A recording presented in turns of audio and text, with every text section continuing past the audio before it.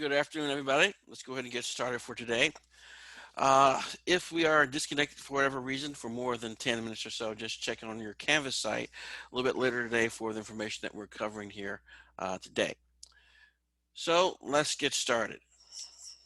So right now, let's do our attendance check-in. At this time, please type present for your attendance in chat. If you did not sign in with your full name, be sure to include it in the message so I can give you guys credit for being here today. I will ask at a later time too, in case some people join us a little bit after this first few slides. Okay, seems like we've gotten most people there. Okay, moving on. Let's start off by talking about the last session that we conducted. Our last session, we focused on the beginning of our conversation on consciousness and the two-track mind. And when we talk about consciousness, what we're talking about basically is our sense of our awareness of ourselves as well as our environment. And so that's what we talked about. We also talked about certain altered forms of our consciousness, looking at such things that change our state of consciousness that can occur spontaneously. It can be induced physiologically or induced psychologically. We then refer to the dual track nature of the mind, which is the name of this particular chapter as well, looking at the high road or the high track, which is our level of conscious awareness. So here we are conscious of things, we are aware of things. We can take deliberate actions to do things, and we are aware of those actions that we take. Whereas the low road or low track is unconscious. We are not going to necessarily be aware of those. So we have unawareness has been the key characteristic there. These things happen automatically without our control over them, for example. So that's what we mean by dual track. There are two tracks, a high road and a low road. One we have conscious awareness of, and the other we do not. Then we talk briefly about the consequences of the dual track mind. We talk about such things as blind sight. The idea that when someone, they may have a problem processing information in their occipital lobe where we process visual information, but their structure of sight, their eyeballs, their optic nerve, retina, all that stuff is working fine. Okay, and what we mean by blind sight is that the people who have blind sight, they're not consciously aware of anything that their eyes may be picking up because the processor for it is not functioning in the brain. But they can do certain tasks that are not going to be part of the high road, but part of the low road. And that's when I gave you the example of you have somebody who has blind sight, put them in a hallway, put some obstacles in front of them, and they can find their way as they start to walk around those obstacles. But they're not doing it really per se. The low road, the unconscious, is controlling those type of small changes in their walking behavior to get them past these obstacles. Then we talked about selective attention.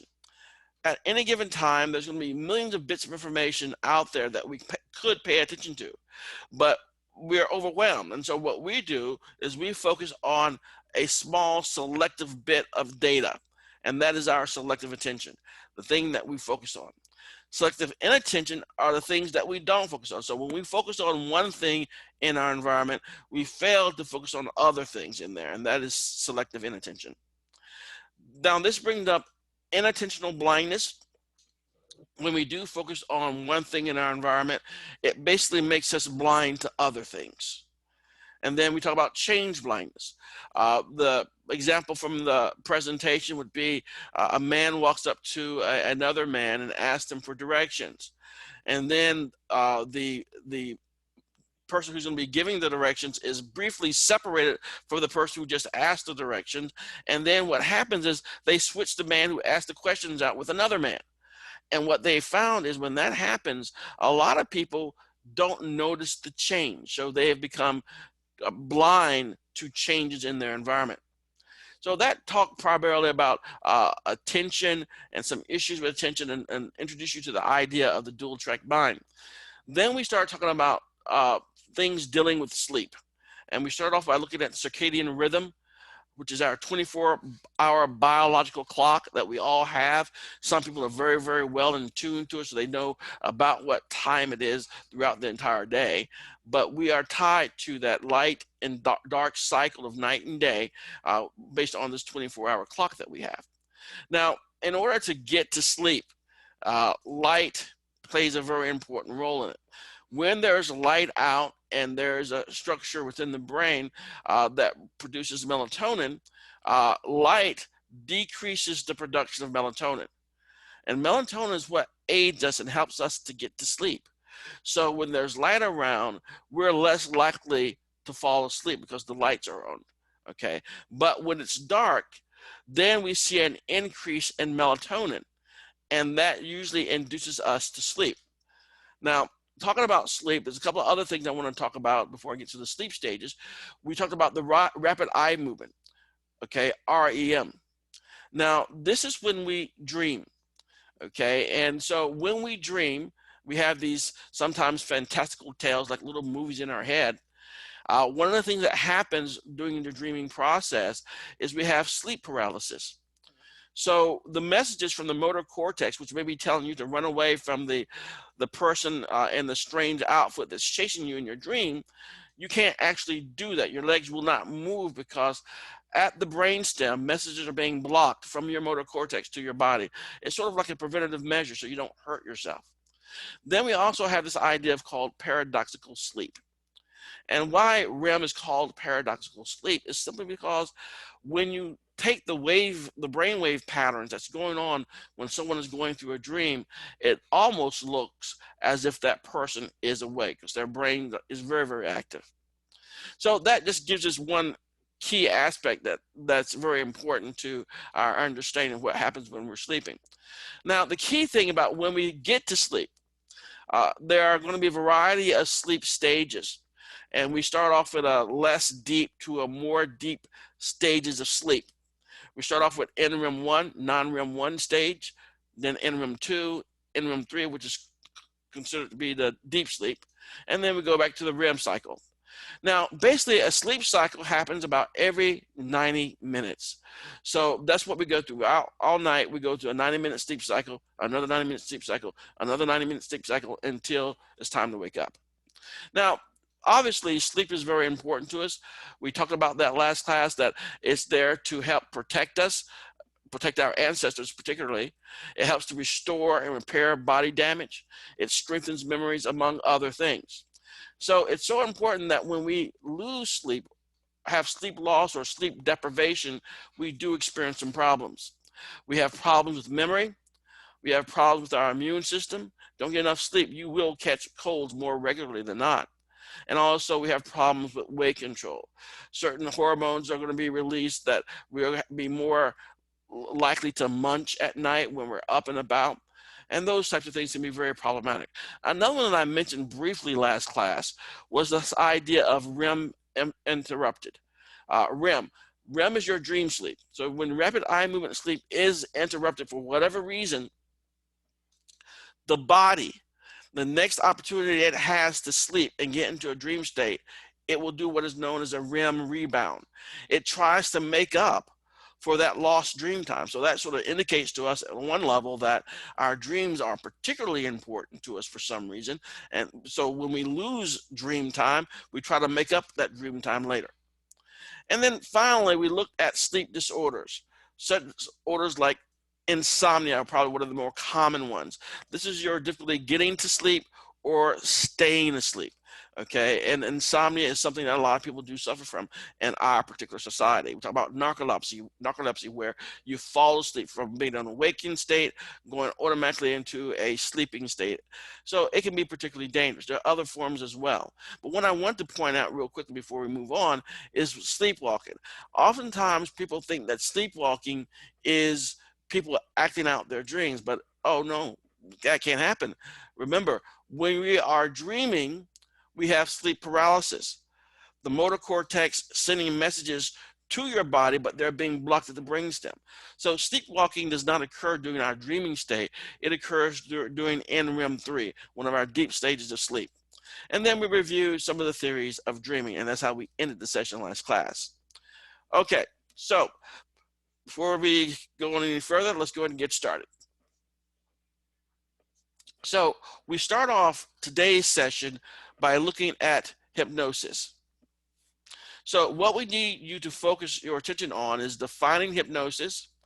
What are some of the powers and limits of hypnosis? Hypnosis as a socially influenced behavior, and hypnosis as divided consciousness. And of course, we've all seen on either in person or on television or in a movie where a hypnotist does some stuff to some people and they quack like chickens or something, some odd type of behavior. So let's look at what we mean by hypnosis. Now, one definition of hypnosis is a social interaction in which one person, the hypnotist, suggests to another, the subject, that certain perceptions, okay, what they will see as being real in their environment, feelings, their emotional content, thoughts, what they're going to be thinking about, or behaviors, how they actually behave, will spontaneously occur. So that's how we can sort of define what hypnosis is. An alternate definition is hypnosis is a cooperative social action in which one person is in a state of being likely to respond to suggestions from another person. And what this has been called heightened suggestibility or a trance. So they're placing people in a heightened suggestibility state or in a trance. Now, there is some controversy here. The controversy is, does this even belong in this chapter on consciousness? Okay, because the controversy is, does this social interaction really require an altered state of consciousness?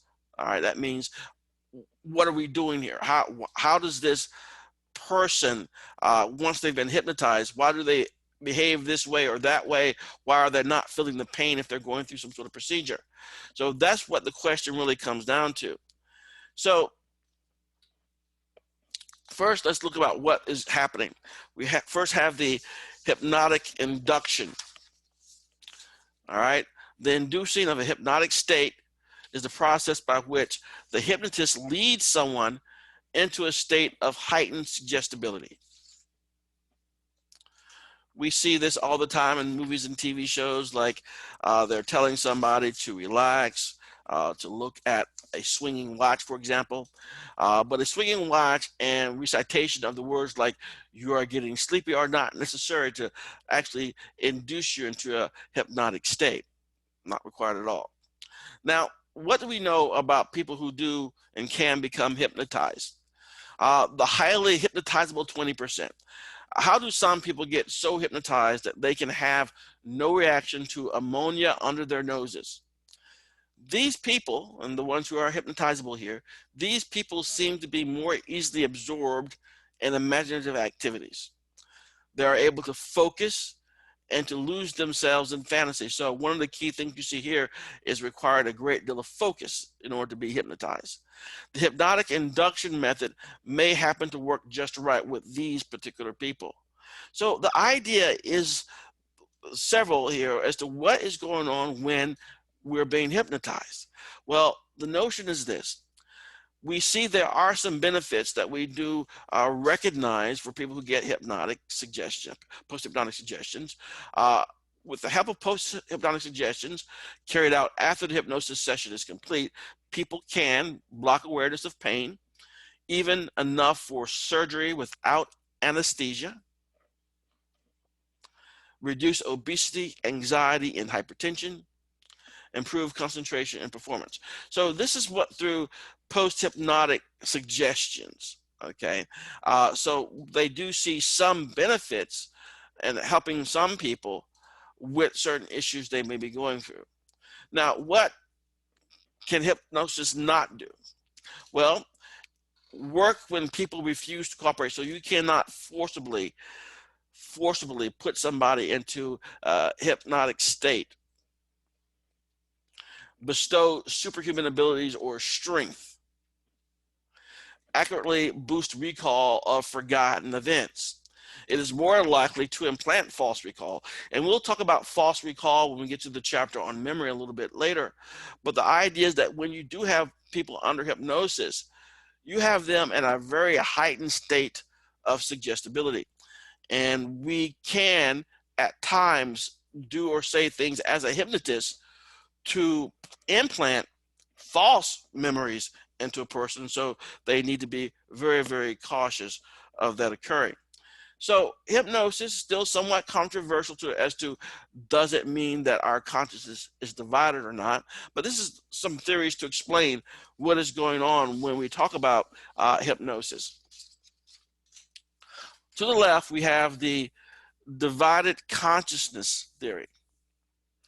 Hypnosis is a special state of disassociated or divided consciousness of our dual track mind. Now, we have talked a little bit about this before. If we go back to one of our previous chapters and we talked about the split brain.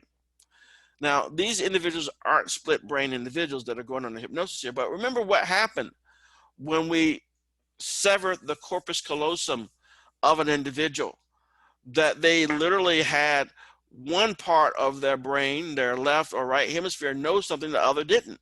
So in that way, consciousness was indeed divided, even though they're in the same skull. All right. So here, with divided consciousness theory, hypnosis is a special state of this divided consciousness of our dual track mind. So attention is diverted from an aversive odor. How is this done? Well, the divided consciousness theory supposes this. Hypnosis has caused a split in awareness. So it's almost like the equivalent of splitting the corpus callosum, severing that corpus callosum, so you have a divided consciousness. Here it's done through utilizing the low and high tracks of consciousness. That is the theory behind that. Then we have the social influence theory. Hypnotic subjects may simply be imaginative people who go along with the subject role they have agreed to play. So attention is diverted from an aversive odor. How?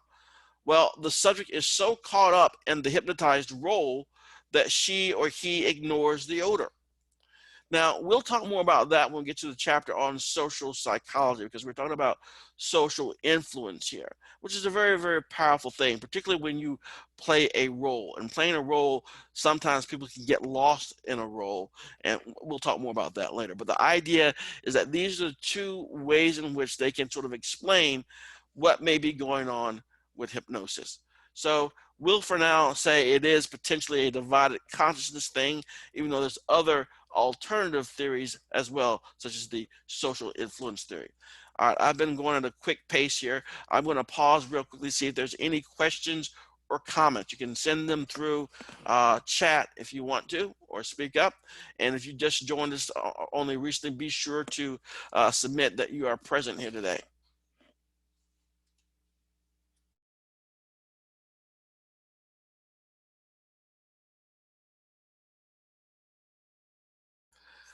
Okay, let's go ahead and keep going then. All right, so now we want to talk about something that I'm sure few of you have any real understanding of, and that's going to be drugs and consciousness. All right, drugs and consciousness. So here we're going to be looking at several topics to digest and expand our consciousness on. When drugs are a problem, the criteria for tolerance, dependence, and addiction. The types of psychoactive drugs, depressants, stimulants, hallucinogens, biological, psychological, and social cultural influences on drug use.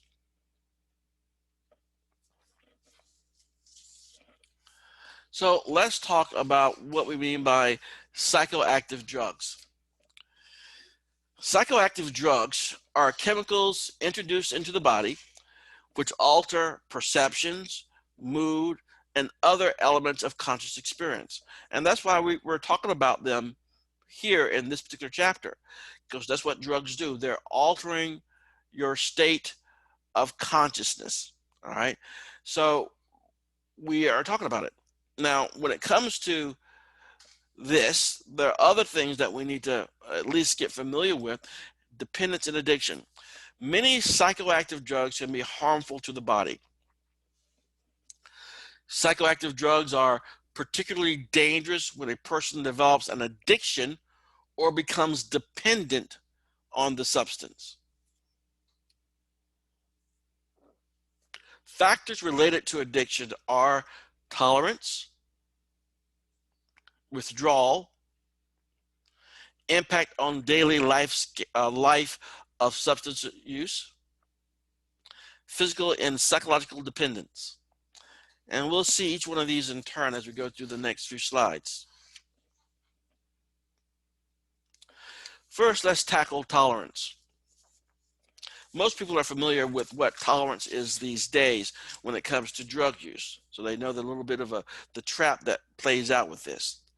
Tolerance of a drug refers to the diminished psychoactive effects after repeated use.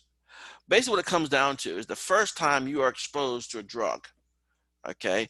If we look at the chart over here, the graph over here, we see small.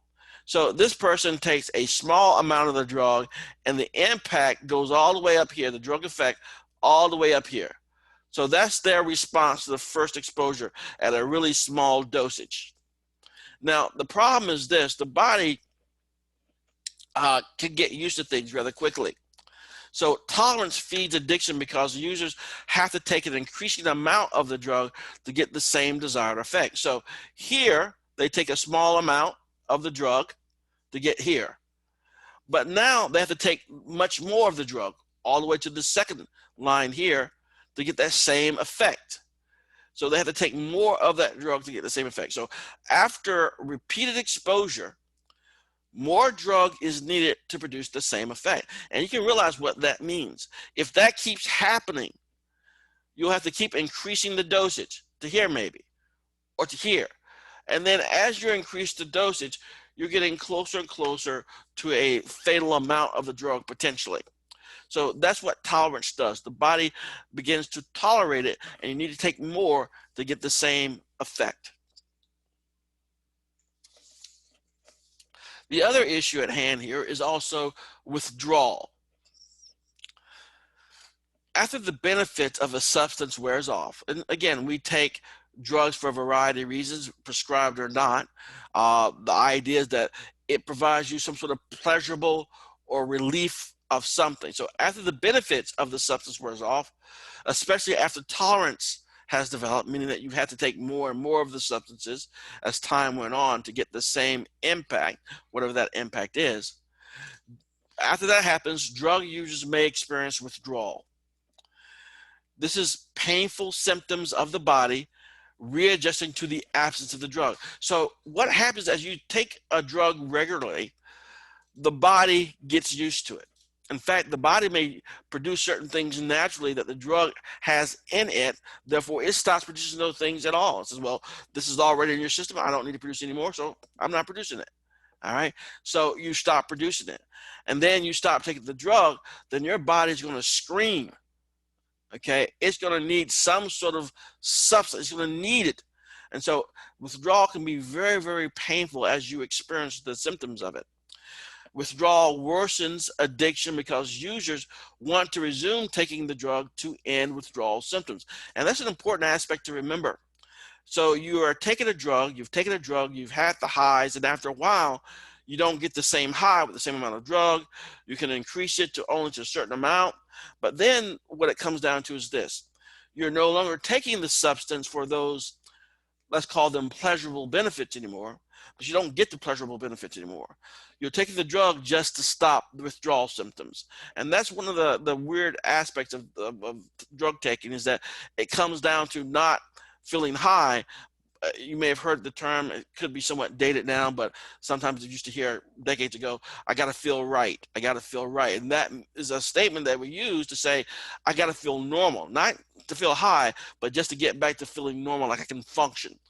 So that's what withdrawal does, and that's why they may continue to take that substance just to end those withdrawal symptoms. So dependency. In physical dependence, the body has been altered in ways that create cravings for the drug. Okay, and so basically this is your body physically demanding you to get those symptoms into your body. I mean, get those drugs into your body because it has gotten used to them. It requires them to maintain its functioning. All right. So the body is truly sort of dependent upon it. All right. And you want to end the withdrawal symptoms, you have to take the drug. In psychological dependence, a person's resources for coping with daily life, whether a drug uh, uh, as a drug becomes needed to relax, socialize, and sleep. So if you need to take something just to deal with certain people in your life, a drug or something, then that is a psychological dependence. If you needed to just feel chill or just to take the edge off, that's also a psychological dependence. Or if you can no longer get to sleep without the aid of something, again, a psychological dependence. Now, obviously, psychological dependence is bad, but physical dependence is much worse because it's the body basically crying out for certain substances that you have been giving it, and now you've stopped. Okay, and now you have to take the substance again just to remove those withdrawal symptoms. So that is what we mean by dependence, both physical as well as psychological.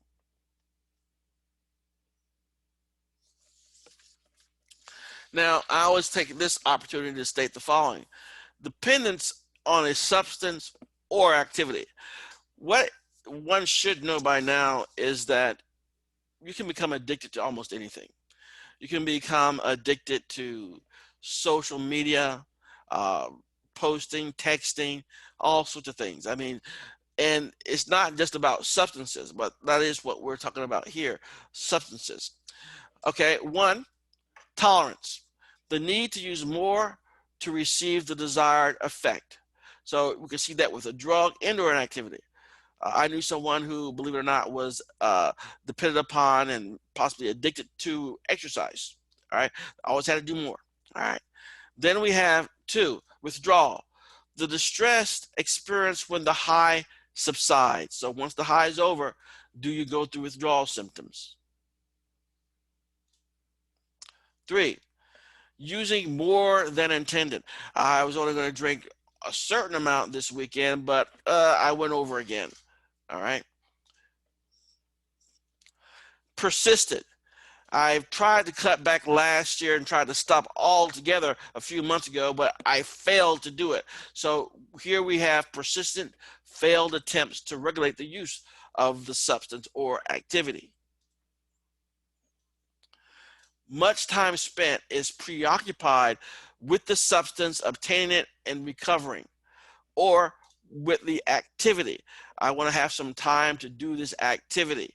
Okay, alone time to do the activity, recover from whatever guilt you may feel having done it. 6, important activities reduced because of use. So you're spending all your time trying to get the substance to deal with your dependence on it, and you're not taking care of your family. You're not doing this. You're not doing other things, which were very important activities that were part of your life. They've just become reduced in importance. And then 7, continued use despite aversive consequences. And so you lose a girlfriend or a boyfriend. You're disowned by your family. You're put on suspension at school or work. So the idea is that even if those types of things happen, you still want to use or do the activity. So that is what we mean by dependence here. I'm going to pause there. Does anybody know the types of things that people can be addicted to that are an activity, not a substance? Make sure you guys are getting what I'm trying to pitch here. What type of activity can people be addicted to?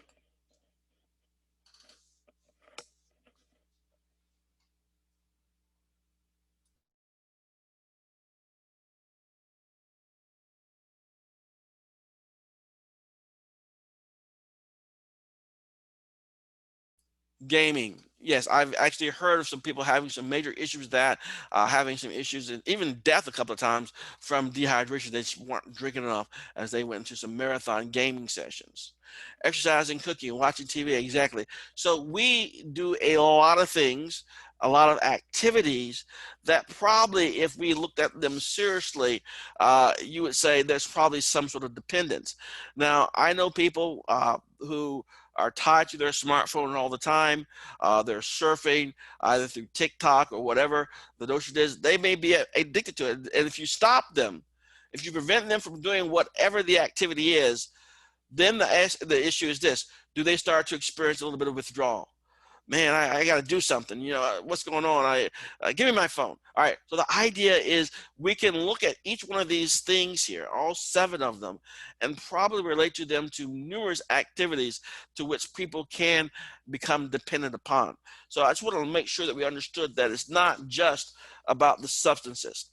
But that's what the topic is here today, about the substances. So let's go back and talk about these specific types of drugs that we need to cover.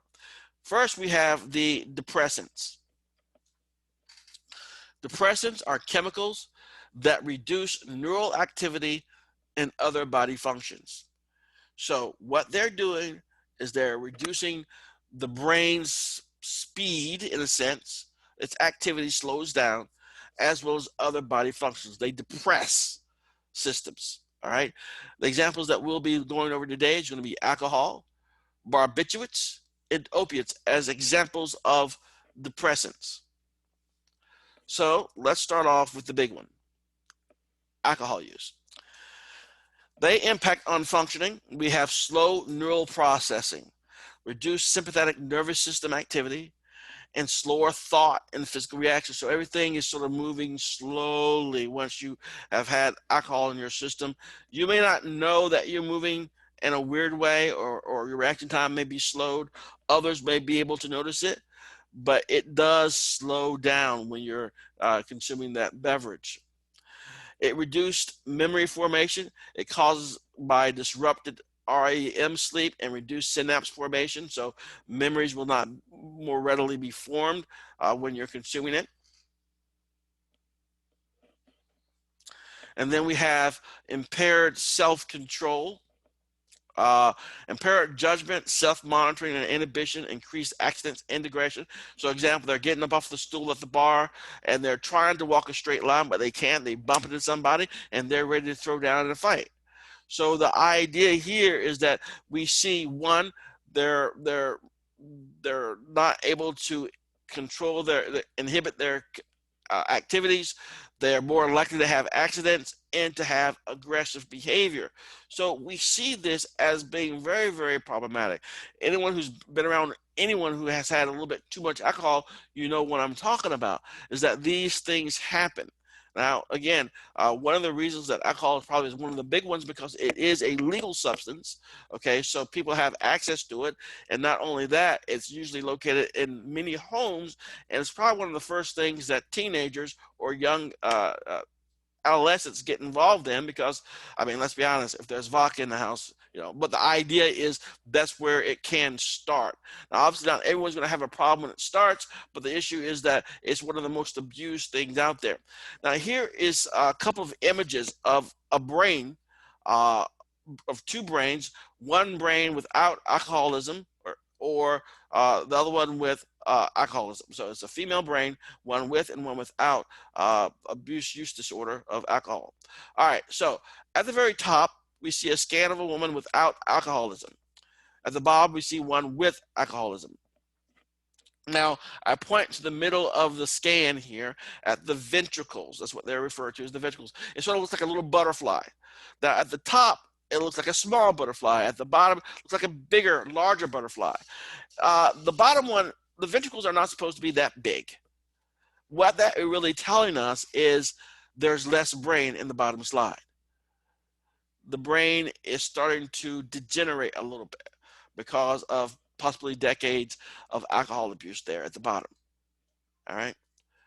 So that is what we see with alcohol. And again, it's one of the things that, is very problematic because it's throughout our entire society.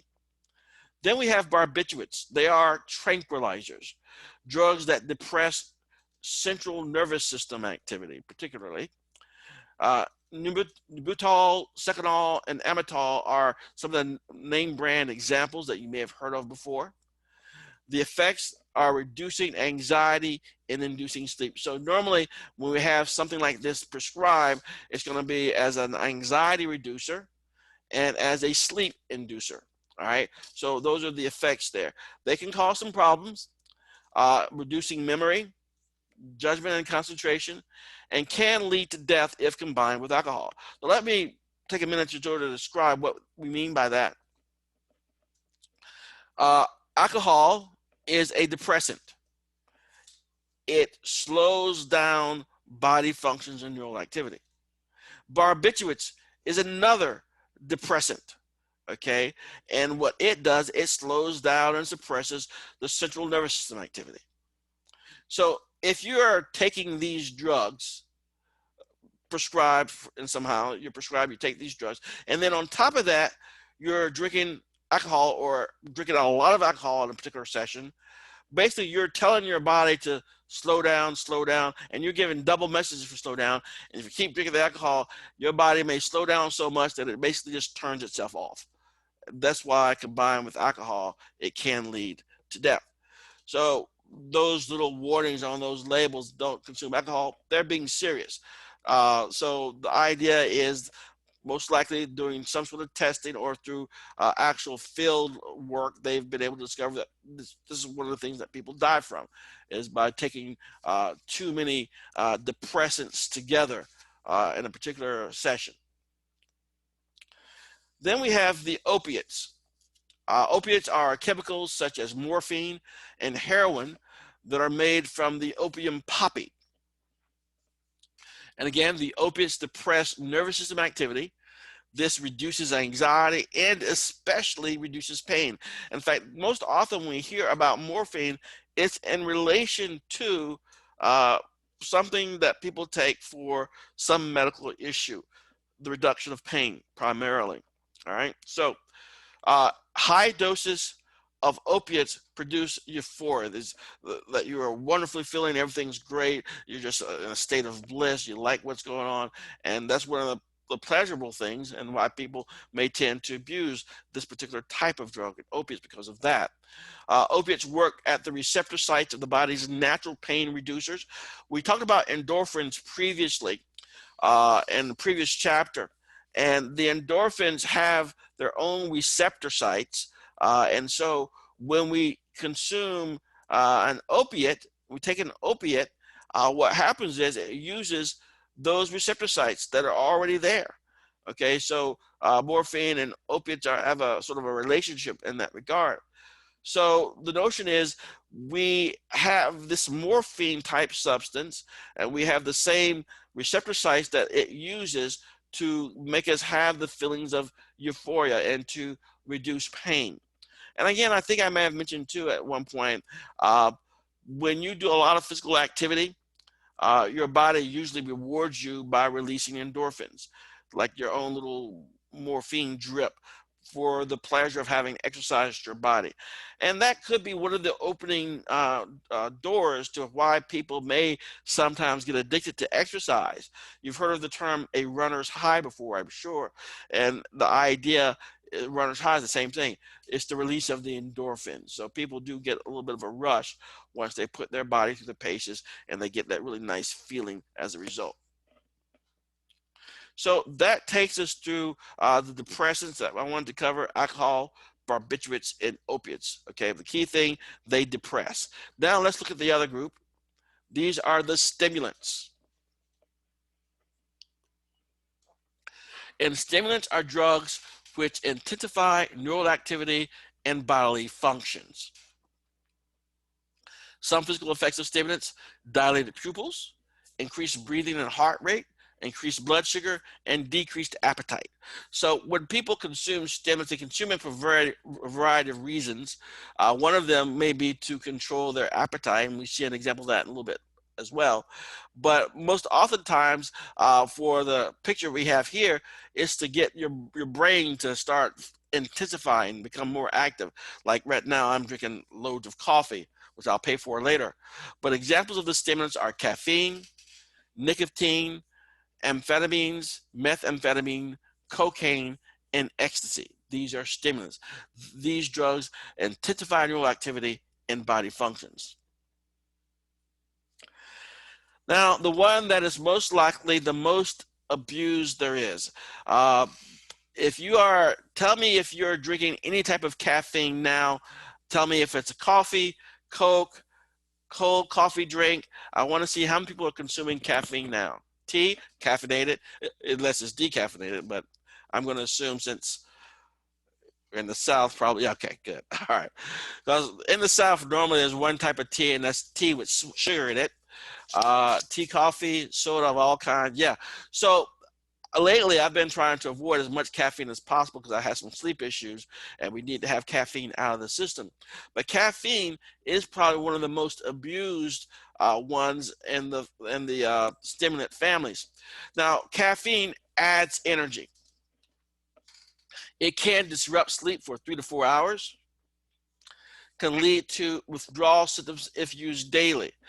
Now, when I got my first real job years ago, where I actually had to be a certain place for, God, like 9 straight hours. I know it sounds really funny, but up to that point when I was in graduate school and I was working, I had project work, so I could do whatever I wanted to as long as I met the project deadlines. And then I got a job where they forced me to be at one place for 8+ hours, and they had free coffee and donuts and all this type of stuff, and I became a major coffee drinker at that time. I was working up in Michigan for the Ford Motor Company at that time, and at the training center, and they had free coffee and everything. It was wonderful.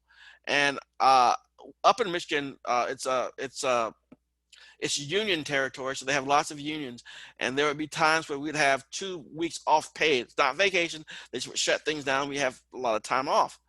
And I did that, and I was off for a couple of weeks, and the first 2 days I got the most terrible headache. Okay, I was new to serious coffee drinking at the time.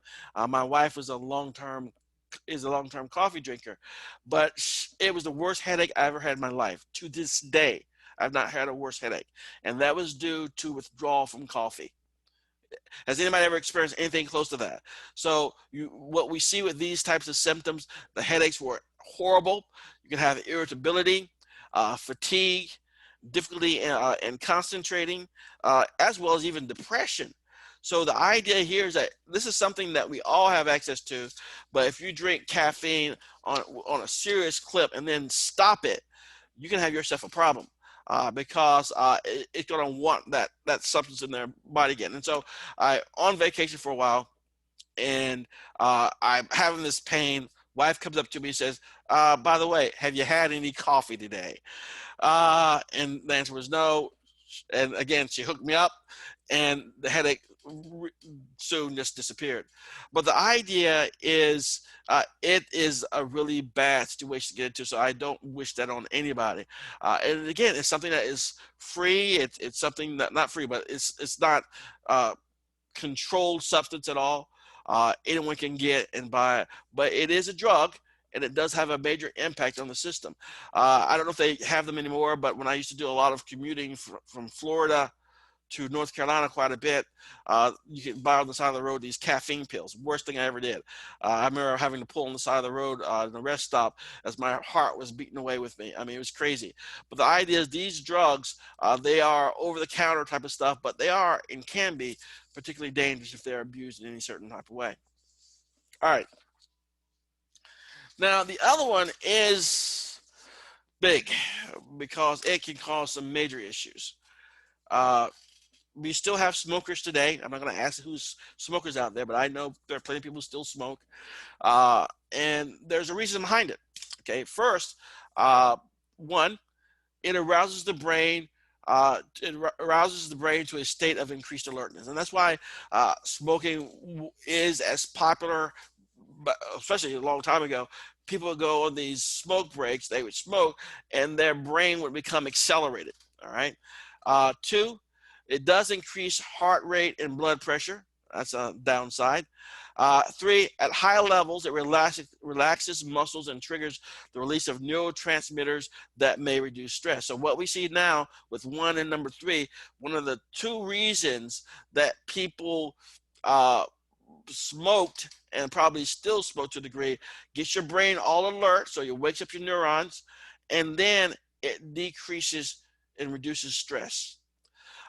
Unfortunately, it also can reduce circulation to extremities, which can lead from time to time of amputating a hand or a foot or something of that nature. And the other thing, which is another positive why people were smoking, is number 5, suppresses appetite for carbohydrates. So what you see gets your brain alert, reduces your stress, and suppresses your appetite. Okay, there's a lot of downside to it, but that is what we see. Now, the thing about it is that nicotine, when it hits you, it can hit you really hard. Some of the literature I've read says that it can have a greater impact initially on you than taking an IV drug use, because that nicotine hits the brain really quickly. Okay, so it is very powerful from that perspective, and that's why it is very, very addictive. So the main effect of nicotine use is addiction, because it really is a very addictive type of substance. Now, obviously, we don't see it as much as we used to back in the day. Why do people smoke?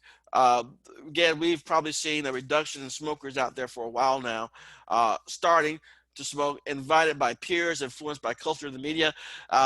There was a while where you saw no smoking on television, but I'm starting to see it come back a little bit, where characters are starting to smoke. But again, that may or may not entice people. Continuing, positively reinforced by physically stimulating effects. So you may start to smoke because of a friend, a peer, or some media figure, but you may be reinforced by physically stimulating effects. Again, what does it do? It makes you alert, reduces your stress, and makes you not want to eat too much. All right, so there you go. So we see those things can be reinforcing for a lot of people. Not stopping. After regular use, smokers have difficulty stopping because of withdrawal symptoms. It is a very difficult habit to break because of those withdrawal symptoms that we talked about earlier. Okay, and the withdrawal symptoms usually are going to be the following: insomnia, anxiety, distractibility, and irritability. Okay, because your body has gotten used to certain substances, and you're going to go through some pain as you no longer have those substances in your body. Now, a couple other stimulants here. We have cocaine. Cocaine blocks reuptake and thus increases levels of the synapse of dopamine, serotonin, and norepinephrine. So dopamine is what we've heard mentioned a couple of times in the course so far, is makes you feel rewarding. So like your rewarding center. So with dopamine transmitters are going, you feel good, like you're being rewarded for something. The serotonin will lift your mood, and we talked about that as well. And norepinephrine will give you energy. So you have energy, you feel wonderful, you feel like everything is going your way. That's what cocaine does. And we can see the graph that you're probably familiar with now is that we have the reuptake of certain substances, and we have the cocaine making sure certain substances stay active for longer periods of time. The effect on consciousness, this euphoria, is usually going to last around 45 minutes. But what happens next? And this is where we see with cocaine. Euphoria crashes into a state worse than before taking the drug. So usually you're at a certain level, you go through your euphoria, and then you're going to crash below where you started. All right, so it's worse than before taking the drug, and with agitation, depression, and pain. Users develop tolerance, as we've talked about before. Over time, withdrawal symptoms of cocaine use get worse, and users take more just to feel normal. So again, this is one of those substances where it becomes quite clear you're no longer taking the substance to get the feeling of euphoria anymore. You're just taking the substance in order to feel normal. So we see cycles of overdose and withdrawal can sometimes bring convulsions, violence, heart attack, and death. So again, these substances, these are powerful drugs that influence our bodies at the level of the synapse and can cause all sorts of havoc to a certain extent to our systems, the heart and things of that nature. And so they are particularly dangerous. And so this is one of the things that we have learned over the decades of doing research with this type of stuff. And then there is methamphetamine. Now, It should be noted that cocaine was freely available a century or so back. You could buy it over the counter. Okay, in fact, people were taking it all the time. Uh, Cocaine was used as curative and all this type of stuff. But methamphetamine, which is also a major stimulant here, has very few redeeming qualities whatsoever. There's no medical use for it whatsoever. Methamphetamine is what it is. It's just for drugs, for getting high. It's illegality. All right, methamphetamine triggers the sustained release of dopamine, sometimes leading to 8 hours of euphoria and energy. That alone should be scary. Anything that lasts 8 hours of euphoria, that's almost like punishment. It should be anyway. So we see this major impact that it can have on the body. What happens next?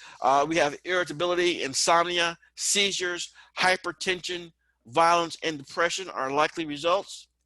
And then meth addiction can become all-consuming. This is the picture I always show here. From 1998 to 2002, we can see it's the same lady, how she has a meth makeover.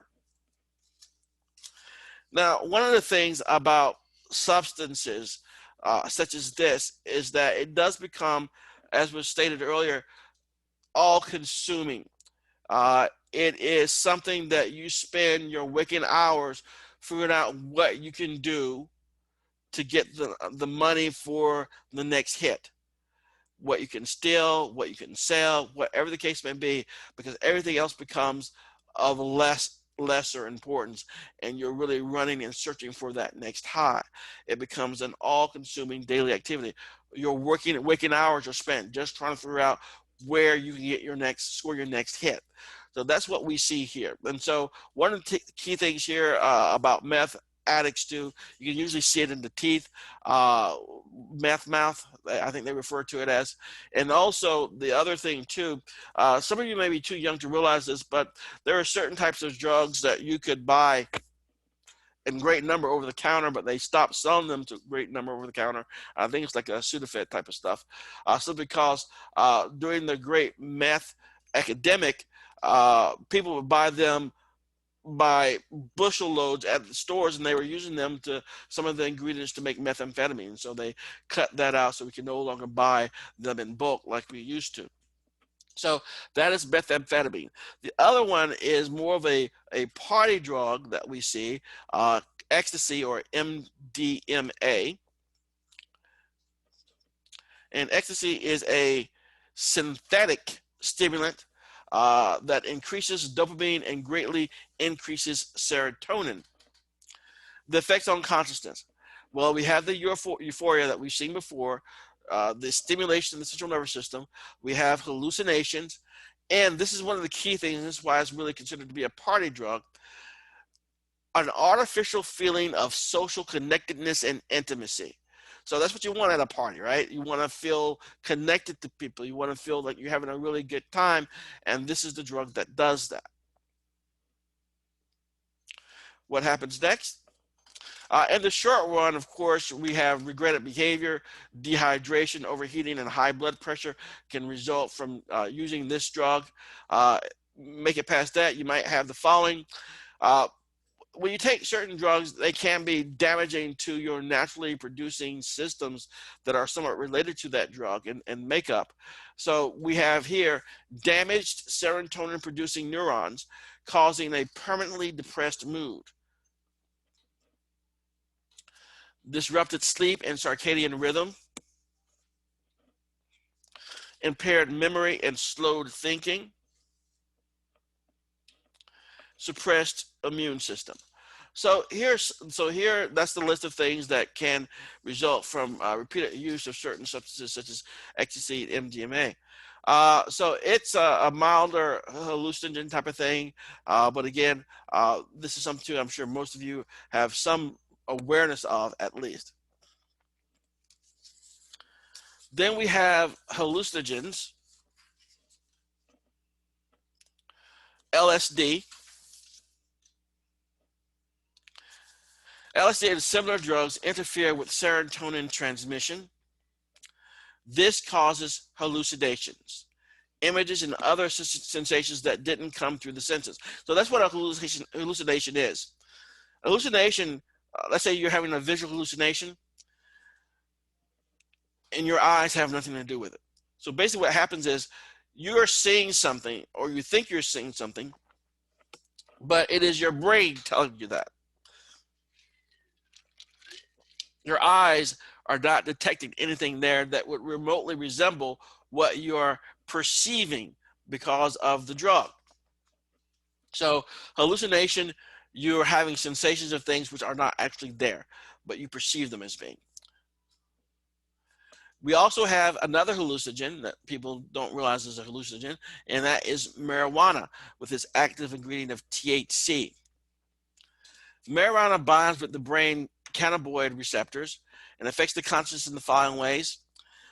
It amplifies sensations, disinhibits impulses, euphoric mood, and lack of ability to sense satiety. Satiety is basically saying you're full, okay? And so you can never know that you're full, and because you never know you're full, that causes you to eat a lot. And somebody tell me, what do you call that when you smoke marijuana, as you've learned? I'm not saying that you're doing it. And then you have the lack of ability to know that you're full or not full. What do they call that? What's the term for that? Come on. Thank you very much. Munchies, exactly. And that's where you have the munchies. In fact, oftentimes when we see marijuana being prescribed to people, it's being prescribed primarily as a way to increase people's appetite. All right, so that's one of the things that we do see there. Now, marijuana, what's next? So this is what happens with increased use of marijuana. We have impaired motor coordination, so you're not as coordinated, okay, as you could be. You have perceptual ability and reaction time that will be slowed down. THC accumulates in the body, increasing the effects of next use. So the notion is the more you use it, the more it builds up, and the more problematic it can be in the long run. I don't know if they have these. When I was younger, they used to have these movies that were like, would always have the stoner guy, the person who was always smoking pot, and they dude, you know, all that type of stuff.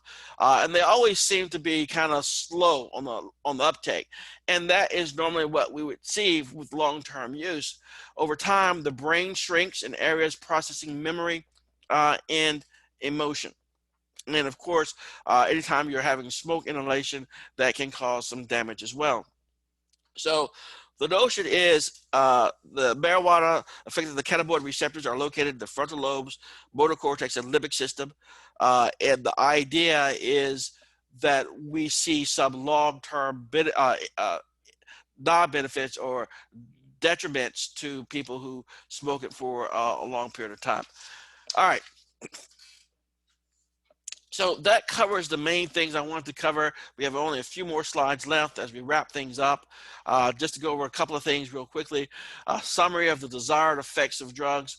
So again, why people take these drugs is because they want some sort of pleasurable effects from them, or to remove themselves from some effects or situations that they find uncomfortable. So with alcohol, which is a depressant, you have an initial high followed by relaxation and disinhibition. So that's what that does. The pleasurable effect is relaxation and just disinhibition. You just feel more open to say whatever and do whatever. Heroin is a depressant. You have this rush of euphoria and also relief from pain. Caffeine, a stimulant, increased alertness and wakefulness. Nicotine, another stimulant, arousal and relaxation and a sense of well-being. That's the cigarette smoke there. Cocaine, another stimulant, rush of euphoria, confidence and energy. Methamphetamine, stimulant, euphoria, alertness and energy. Ecstasy, stimulant and mild hallucinogen, euphoria and disinhibition. LSD, a visual trip. Marijuana, a mild hallucinogen, enhanced sensation, relief of pain, distortion of time, and relaxation. So those are the desired effects of these drugs, but there are also some negative effects, after effects as well. So with alcohol, we have impaired reactions, they're slowed down, depression, memory loss, and organ damage. Heroin, depressed physiology, agonizing withdrawals. Caffeine and high dosages, we have anxiety, restlessness, insomnia, uncomfortable withdrawal, as I explained to you about those killer headaches. Nicotine, heart disease, and cancer. Cocaine, cardiovascular stress, suspiciousness, and depressive crash. That suspiciousness is that you can become somewhat paranoid as to what's going on around you after you have that little crash. Methamphetamine, irritability, insomnia, high blood pressure, and seizures. Ecstasy, dehydration, overheating, depressed mood, impaired cognitive and immune functioning. LSD, a risk of panic. Let me explain a little bit about that. If you're having visual hallucinations, that means it can be anything that you see that really doesn't exist. So if you see these 6-foot tall spiders coming to attack you, most likely you will panic and you will run. And you'll run into traffic, you'll run off a building, whatever. The idea is that's one of the risks that we have there. Marijuana, impaired learning and memory, and that's the long-term dangerous impact there, that it will hurt your ability to learn and recall information, increased risk of psychological disorders, lung damage from the smoke. Now, where are we now?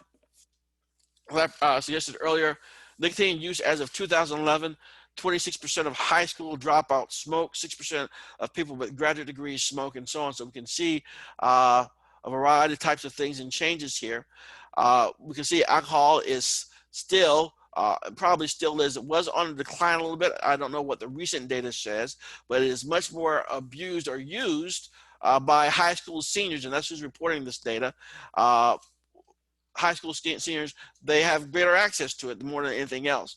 That's why we probably see those numbers high in this particular graph here, followed by marijuana, and then cocaine at the bottom. Again, cocaine is something that you hear a lot about more on TV, but it is really only popular in certain regions of the country, and because it was relatively expensive in its original cocaine form, but you saw that more in the 80s and early 90s. Okay. Smoking nicotine use usually begins around before college, and people who have friends that smoke. Adolescent substance abuse varies by country and ethnic group, low among African American teens. Adolescents tend to overestimate substance abuse by their peers. Getting more accurate information reduces the risk of alcohol abuse. Risk of substance abuse is reduced by information on long-term costs to short-term pleasures, finding a sense of personal worth and purpose, building skills, and resisting perceived peer pressure. So when we look at drug use, we see the following factors from the biopsychosocial arena. We may have individuals who are genetically predisposed to certain types of drugs with variations in neurotransmitter systems, so they're more attuned to them. Psychologically, lacking a sense of purpose, significant stress in one's life, and other psychological disorders such as depression may enhance drug use. And we'll see that a little bit later in the latter chapter, where it's not unheard of for someone to who has depression. They may also have a substance abuse problem, for example, drugs. So one is sort of correlated and tied to the other. And then there's the social cultural influences as well. More likely to have drug use if you are in more urban city environments. It depends on your cultural attitude toward the drug use of your neighborhood, as well as your peer influences. What are your peers doing? So we are greatly influenced by our peers, and we see more of that when we get into other chapters in this course as well. And then finally, just to wrap those things up, what can turn drug use into dependence? Well, biological factors, dependence in relatives, thrill seeking in childhood, genes related to alcohol sensitivity and dependence, and early disrupted dopamine reward systems. All these are biological factors which could suggest that they may be more attuned to developing a dependence with a certain substance. The psychological factors, seeking gratification, depression, problems forming identity, problems assessing risk and cost. The younger you are when you start taking drugs, the less likely you are to be able to do a real good risk assessment of your behavior when it comes to these substances. And again, social influences, media glorification, and observing peers are some of the key factors that will, if you have friends who do certain things, you're more likely to do them yourselves. All right. Are there any questions? That's it for today. This video will be posted a little bit later, but if there are no other questions or comments, you guys are free to skedat. You guys have a great weekend, and I'll see you later.